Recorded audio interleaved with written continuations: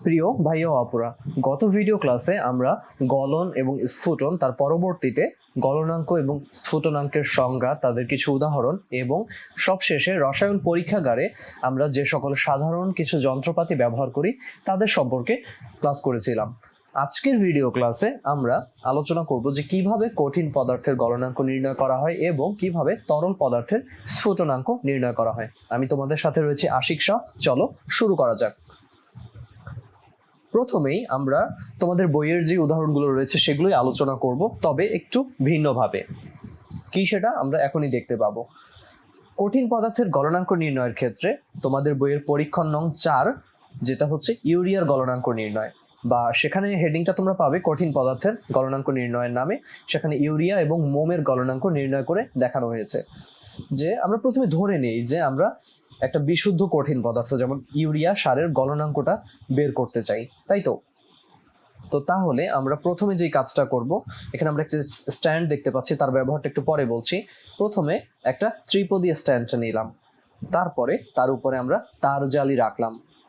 এবার সেখানে watch glass নিয়ে তার উপরে কিছু পরিমাণে ইউরিয়া সার রাখলাম এবং উপরে সুতার সাহায্যে স্ট্যান্ড থেকে একটা কি থার্মোমিটারকে বেঁধে সেই থার্মোমিটারটাকে ঝুলিয়ে দিলাম এবং থার্মোমিটারের বাল্বটাকে কি ইউরিয়া যাতে স্পর্শ করে, মানে ইউরিয়ার মধ্যে প্রবেশ করিয়ে দিলাম। এরপরে আমরা কি করব, এটা হচ্ছে আমাদের এই যে সাদা বলের মতন অংশ, এগুলো হচ্ছে ইউরিয়া বোঝানো হয়েছে। এটা হচ্ছে আমাদের পুরো ইউরিয়ার গলনাঙ্ক নির্ণয়ের জন্য যে সেটআপটা সেটা। এবার আমরা যখন এখানে তাপ দিব, ঠিক কি আমরা ত্রিপদী স্ট্যান্ডার্ড নিচে বুনসেন বার্নারকে রাখা হয় আমরা জানি, এবং এই বার্নার দিয়ে ইউরিয়াকে তাপ দিতে হয়। তো যখন আমরা তাপ দিচ্ছি, যত তাপ দিব তত কি হবে, তাপমাত্রাটা বাড়বে। এবং এখানে তুমি দেখতে পাচ্ছ কি থার্মোমিটারের ভিতরে যে পারদটা, এই যে খয়েরি কালারের বা গাঢ় লাল কালারের যে দাগটা, সেটা কি ধীরে ধীরে উপরের দিকে উঠছে। তার মানে কি থার্মোমিটারের রিডিংটা উপরের দিকে যাচ্ছে, মানে তাপমাত্রা বৃদ্ধি পাচ্ছে। এখানে তাপ নিচে এই যে বার্নার দিয়ে তাপ বাড়ানোর সাথে সাথে ইউরিয়ার তাপ বৃদ্ধি পাচ্ছে, আরো তাপ বৃদ্ধি পেল। এবং আরো তাপ বৃদ্ধি পেয়ে আমরা দেখতে পাচ্ছি কি ইউরিয়াটা গলে গেল, এবং যখন সে গলা শুরু করলো তখন তার তাপমাত্রাটা কত, 133 ডিগ্রি সেলসিয়াস। এই 133 ডিগ্রি সেলসিয়াস তাপমাত্রায় ইউরিয়া সারটা গলতে শুরু করে, এবং এই তাপমাত্রাটাতেই এখানকার সমস্ত ইউরিয়া সার গলে যাবে। তাহলে এই 133 ডিগ্রি সেলসিয়াস তাপমাত্রাটাই কি ইউরিয়ার গলনাঙ্ক। গত ক্লাসে আমি একটা কথা বলে এসেছিলাম যে যতক্ষণ না পর্যন্ত পুরো কঠিন পদার্থটা সম্পূর্ণরূপে গলে গিয়ে তরলে পরিণত হচ্ছে, ততক্ষণ পর্যন্ত তাপমাত্রাটা কি হবে, কনস্ট্যান্ট থাকবে। তার মানে তুমি যখন তাপ দিচ্ছিলে, ধরো এক সময় তাপমাত্রা হয়েছিল 100 ডিগ্রি সেলসিয়াস, তখনও ইউরিয়া গলছিল না। এরপরে 110, 120, 130, 133-এ আসার পরে ইউরিয়াটা গলা শুরু করলো। ধরো এখানে একটা দুটো ইউরিয়া গলা শুরু করলো। এর পরবর্তীতে কি হচ্ছে, পুরো ইউরিয়াটা গলে গেল ঠিক কি 133 ডিগ্রি সেলসিয়াস তাপমাত্রায়। তার মানে সম্পূর্ণ ইউরিয়া গলেছে 133 ডিগ্রি সেলসিয়াস তাপমাত্রা। এরপরে যদি তুমি আরো তাপমাত্রা বাড়াতে থাকো, যতক্ষণ না পুরোটা গলছে ততক্ষণ কিন্তু তাপমাত্রা আর বাড়বে না, কিন্তু যখন পুরোটা গলা শেষ, এরপরে যদি তুমি আরো তাপমাত্রা বাড়াতে থাকো, ধরো 135, 140, 150, তখন কি, তখন আবার তাপ বাড়ছে এবং তাপমাত্রাও বাড়ছে।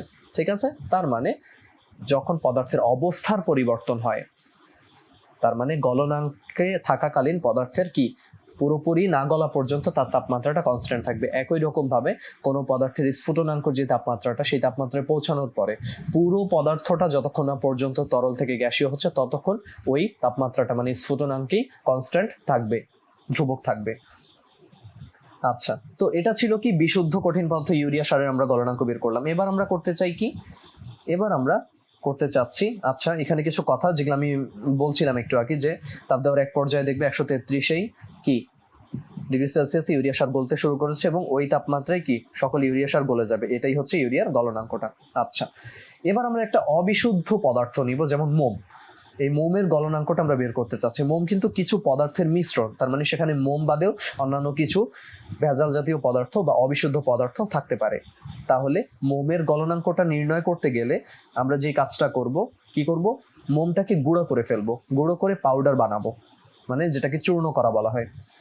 এরপরে মোমের যে গুঁড়াটা, সেটা কি? সেটা হচ্ছে এক মুখ বন্ধ একটা কাঁচ নলে, মানে আমরা এখন একটু পরে ছবিটা দেখতে পাবো, সেখানে রাখবো এবং থার্মোমিটার রাখবো সেখানে। আচ্ছা, তাহলে সেট আপটা আগের মতন, স্ট্যান্ড নিলাম, ত্রিপদীয় স্ট্যান্ড, তার জালি, এরপর এখানে একটা বিকার, বিকারের কথা বলছি একটু পরেই। এখানে টেস্ট টিউব, এবং টেস্ট টিউবটা খেয়াল করো, টেস্ট টিউবটা কি আমি এখানে দেখিয়েছি কিভাবে আছে। এই স্ট্যান্ডের সাহায্যে এই যে ক্ল্যাম্পের মাধ্যমে টেস্ট টিউবটাকে ধরে রাখা হয়েছে, এবং টেস্ট টিউবের ভিতরে এই যে কমলা কালার, এগুলো হচ্ছে কি মোমের গুঁড়া, তাই তো? এবং তুমি খেয়াল করো একটা স্পেশাল পজিশনে কিন্তু এই টেস্ট টিউবটাকে বিকারের মধ্যে সেট করা হয়েছে। এটা কিরকম আসলে? কাচনলটাকে আমরা বিকারের পানিটাতে এমন ভাবে ডুবাবো যাতে করে কি কাচনলের খোলা মুখে কোনো পানি প্রবেশ করতে না পারে। হ্যাঁ, আমরা ছবিতে দেখতে পাচ্ছি কি কাচনলের খোলা মুখটা কি বিকারের পানির যে লেভেলটা সেটা থেকে অনেকটাই উপরে, ঠিক আছে? এটা অবশ্যই খেয়াল করতে হবে। কেন ভাইয়া আমি গত পরীক্ষাটার মতন এখানে সরাসরি নিচে বার্নার দিয়ে তাপ দিলাম না টেস্ট টিউবটাকে? কেন আমি বিকারে পানি নিলাম এবং তারপরে এখানে টেস্ট টিউবে মোম রেখে সেই টেস্ট টিউবটাকে বিকারের পানিতে দিলাম? এর কারণটা হচ্ছে, তুমি যখন টেস্ট টিউবে নিচ থেকে তাপ দিবে, যদি সেটা তুমি তার জালির মাধ্যমেও তাপটা উপরের দিকে আসে, তার জালিটা কেন দেওয়া হয়? কারণ তাপটা যাতে সুষমভাবে ছড়িয়ে পড়ে। তো বিকারের যে তলদেশটা সেটা কি সুষম একটা তলদেশ, এবং কি সেটা সম্পূর্ণভাবে তাপজালির সাথে লেগে থাকে বলে তার জালি উত্তপ্ত হয়, সেটা উত্তপ্ত হয়, মানে তাপটা সুষমভাবে পড়ে বিকারের তলদেশটাতে। টেস্ট টিউবের তলদেশটা কি এরকম কি রাউন্ড, গোলক আকৃতির। তো এই অর্ধগোলক বলতে পারো। এই রাউন্ডে তুমি যখন হিট দিবে, এই অংশটাতে একরকম ভাবে তাপ পড়বে, এই বাঁকা অংশে অন্যরকম ভাবে, এই বাঁকা অংশে অন্যরকম ভাবে। তো আমরা যদি সুষমভাবে তাপ দিতে পারি টেস্ট টিউবটাতে, সেজন্যই আমরা কি করছি, মানে যাতে কোথাও তাপের তারতম্য না ঘটে, আমরা সেজন্য পানি রেখেছি। এখানে বিকারে পানি নিয়েছি, এবং যখন আমি এখানে বার্নার দিয়ে তাপ দিব, বিকার উত্তপ্ত হবে, বিকারের ভেতরে পানি উত্তপ্ত হবে, এবং এই উত্তপ্ত পানিটাই এই টেস্ট টিউবকে উত্তপ্ত করবে, টেস্ট টিউবের ভিতরের মোমকে উত্তপ্ত করবে। এই জন্যই এইভাবে কাজটা করা হয়েছে। এবার আমি থার্মোমিটার রাখছি এখানে। থার্মোমিটারের কথা বলা হচ্ছিল যে থার্মোমিটারটাকে আমরা কিভাবে স্থাপন করব? এমন ভাবে স্থাপন করব যাতে থার্মোমিটারের যে বাল্বটা সেটা কি গুঁড়া মোম, অর্থাৎ কমলা কালার যেখানে গুঁড়া মোম আমরা দেখতে পাচ্ছি, সেই গুঁড়া মোমের এখানে আটকে আছে, তাই তো? অর্থাৎ তার মানে গুঁড়া মোমের তাপমাত্রা বৃদ্ধি পেলে থার্মোমিটারের লাল দাগের উচ্চতা বৃদ্ধি পাবে। এই যে এবার আমি বার্নার দিয়ে দিলাম। বার্নারটা দিলে আমরা কি করব, বিকারটাতে এবার ধীরে ধীরে তাপ প্রদান করতে হবে। তাহলে এই পুরো জিনিসটাই ছিল কি আমার মোমের গলনাঙ্ক নির্ণয়ের জন্য প্রয়োজনীয় যে সেট আপটা সেটা। এবার একটা পর্যায়ে আমরা দেখতে পাবো কি যে নির্দিষ্ট তাপমাত্রায়, তাপ তো বাড়ছেই ধীরে ধীরে, তাই না?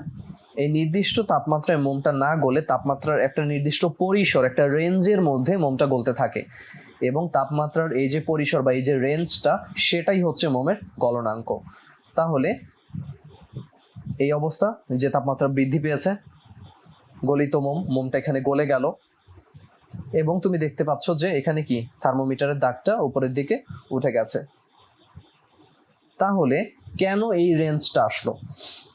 প্রথমেই কিছু কথা বলে রাখি যে অবিশুদ্ধ পদার্থের গলনাঙ্কটা বিশুদ্ধ পদার্থ থেকে কম হয়, আর স্ফুটনাঙ্কটা বিশুদ্ধ থেকে বেশি হয়, এবং কোনো মিশ্র পদার্থের সুনির্দিষ্ট গলনাঙ্ক এবং স্ফুটনাঙ্ক থাকে না।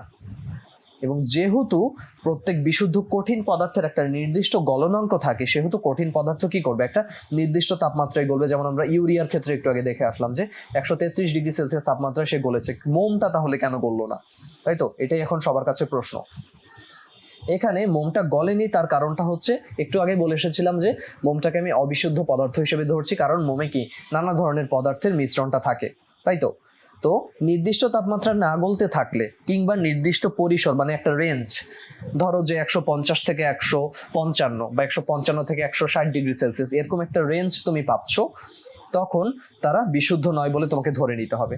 যেমন আমি যদি বলি উদাহরণ হিসেবে যে এক বায়ুমণ্ডলীয় চাপে বিশুদ্ধ সালফার, তার গলনাঙ্কটা হচ্ছে 119 ডিগ্রি সেলসিয়াস, কিন্তু সালফারের কোনো একটা নমুনার গলনাঙ্ক নির্ণয় করার সময় তুমি যদি দেখতে পাও যে সালফারের নমুনাটা যে 119 ডিগ্রি সেলসিয়াস অপেক্ষা কম তাপমাত্রায় গলে যাচ্ছে, তখন বুঝতে হবে কি যে ওই নমুনা সালফারটার সাথে, মানে নমুনা সালফারটা যেটা, সেটা হচ্ছে বিশুদ্ধ না, সেটা হচ্ছে একটা ভেজালযুক্ত সালফার। ঠিক আছে, এজন্যই সে কি কম তাপমাত্রায় গলে গেছে। তার মানে পদার্থের তার যে ফিক্সড গলনাঙ্কটা, তার যে মেল্টিং পয়েন্ট, ইংরেজিতে গলনাঙ্ককে মেল্টিং পয়েন্ট বলা হয়, তার যে গলনাঙ্কের স্ট্যান্ডার্ড মানটা, সঠিক মানটা, সেটা ব্যতীত যখন অন্য কোনো তাপমাত্রায় সে গলবে তখনই তুমি বুঝে নেবে অবিশুদ্ধ, এটা ভেজাল আছে। অথবা সেই বিশুদ্ধ পদার্থের যে তাপমাত্রাটা, সেই তাপমাত্রায় না গলে যদি কোনো একটা রেঞ্জে গলতে থাকে, ঠিক আছে, দুই ধরনের ঘটনা ঘটতে পারে, মানে তুমি বুঝতে পারবে যে দুই ধরনের ঘটনা ঘটলে এটা বিশুদ্ধ নয়। একটা কি, যে গলনাঙ্কে গলার কথা তার সেখানে গলছে না, তার চেয়ে কমই গলে যাচ্ছে। আর অথবা এটাও হতে পারে যে কি একটা নির্দিষ্ট রেঞ্জে গলছে, ধরো তোমার 119°C সালফার গলার কথা, সেখানে সে 100°C থেকে 110°C এই রেঞ্জটার মধ্যে সে গলছে, তখনই তুমি বুঝে যাবে কি সেটা বিশুদ্ধ নয়। তাহলে এভাবেই তুমি গলনাঙ্ক নির্ণয়ের ক্ষেত্রেই বুঝতে পারবে যে পদার্থটি বিশুদ্ধ নাকি কোনো ভেজাল মিশ্রিত আছে নাকি অবিশুদ্ধ। তার মানে এই গলনাঙ্ক প্রক্রিয়ার মাধ্যমে আমরা কোনো কঠিন পদার্থ বিশুদ্ধ নাকি অবিশুদ্ধ তা নির্ণয় করতে পারি। এবার আমরা চলে আসি তরল পদার্থের স্ফুটনাঙ্ক নির্ণয়ের পদ্ধতিতে। এখানে আমরা পানির স্ফুটনাঙ্ক নির্ণয় করব। তাহলে যেই তরল পদার্থই আমরা স্ফুটনাঙ্ক তার নির্ণয় করি না কেন, সেখানে কি করতে হবে, বিকারে ওই তরল পদার্থটার কিছু পরিমাণ নিতে হবে। তো আগের মতন আমরা এখানে স্ট্যান্ড, ত্রিপদী স্ট্যান্ড, তার জালি রাখলাম, বিকারে পানি নিলাম, পানির আমরা স্ফুটনাঙ্ক নির্ণয় করতে চাচ্ছি। এবং এখানে ক্ল্যাম্পের সাহায্যে আমরা থার্মোমিটারটাকে লাগিয়ে দিলাম, তুমি থার্মোমিটারটাকে সুতার সাহায্যে ঝুলিয়ে দিলেও পারো। এবার আমরা কি করব, সতর্কতার সাথে যে বার্নারটা বা বুনসেন বার্নারটা, সেটা দিয়ে বিকারটাকে উত্তপ্ত করতে হবে, ঠিক আগের ছবির মতন বা আগের এক্সপেরিমেন্টের মতন, তাই তো। এবং একটা সময়ে বা একটা পর্যায়ে গিয়ে তুমি দেখতে পাবে কি যে সমস্ত পানি একটা নির্দিষ্ট তাপমাত্রায় বাষ্পে পরিণত হতে শুরু করবে, তাই তো। সেই তাপমাত্রাটা কি, সেই তাপমাত্রাটাই হচ্ছে আমার এখানে 100°C, যা হচ্ছে বিশুদ্ধ পানির স্ফুটনাঙ্ক যখন আমাদের চাপ 1 atmosphere। তাহলে এখানে আমরা পানির স্ফুটনাঙ্ক নির্ণয় করে ফেললাম। তার মানে পানিকে বিকারে নিয়ে যখন উত্তপ্ত করলাম 100°C তাপমাত্রায় পানি বাষ্প হওয়া শুরু করেছে, এবং ওই তাপমাত্রায় সমস্ত পানিটা বাষ্পে পরিণত হচ্ছে। তার মানে পানির স্ফুটনাঙ্ক 100°C, 1 atm চাপ, এটা আমরা কনফার্ম করে ফেললাম, তাই তো। যেহেতু প্রত্যেকটা বিশুদ্ধ তরলের স্ফুটনাঙ্কটা নির্দিষ্ট, তার মানে কি একাধিক তরলের একই স্ফুটনাঙ্ক হতে পারে না, কারণ প্রতিটা তরলের উপাদান ভিন্ন ভিন্ন বা প্রতিটা কঠিনের উপাদান ভিন্ন ভিন্ন, সেহেতু কি একাধিক কঠিনের একই গলনাঙ্ক হতে পারে না, কিংবা একাধিক তরলের একই স্ফুটনাঙ্ক হতে পারে না। কোনো তরলে যখন ভেজাল মিশ্রিত থাকে, সেই ভেজাল মিশ্রিত থাকলে সেটি তার স্ফুটনাঙ্ক ব্যতীত ভিন্ন একটা তাপমাত্রায় ফুটতে থাকে, তাই তো। এখন যদি আমি পানিতে সামান্য পরিমাণে অ্যালকোহল যোগ করি, সেক্ষেত্রে পানির স্ফুটনাঙ্কটা আর 100°C কিন্তু থাকবে না। কারণ কি, এটা এখন একটা মিশ্রণ হয়ে গেছে, এটা কোনো নির্দিষ্ট পানি নেই। যদি পানি হতো তাহলেও তার একটা ফিক্সড আমি স্ফুটনাঙ্ক পেতাম, কিংবা শুধু যদি অ্যালকোহল হতো তারও আমি কি একটা ফিক্সড স্ফুটনাঙ্ক পেতাম। কিন্তু এখানে তো রয়েছে মিশ্রণ, এখানে পানির সাথে অ্যালকোহল যোগ করা হয়েছে, মানে পানির অ্যালকোহলের একটা মিশ্রণ। তাহলে তার তাপমাত্রা আমরা বুঝতেই পারছি থিওরি অনুযায়ী যে 100°C তাপমাত্রা না হয়ে অন্য কোনো একটা তাপমাত্রা এটা ফুটবে। তাহলে এখানে আমরা ছবিতে দেখতে পাচ্ছি, এখানে বলছে যে পানি এবং অ্যালকোহলের একটা দ্রবণ, তাই তো। তাহলে এটাকে কি করতে পারবো না, আমরা 100°C তাপমাত্রায় এটা ফুটবে না। এবং স্ফুটনাঙ্কের মাধ্যমে আমরা কিন্তু তরল পদার্থ বিশুদ্ধ নাকি অবিশুদ্ধ এটা নির্ণয় করতে পারি।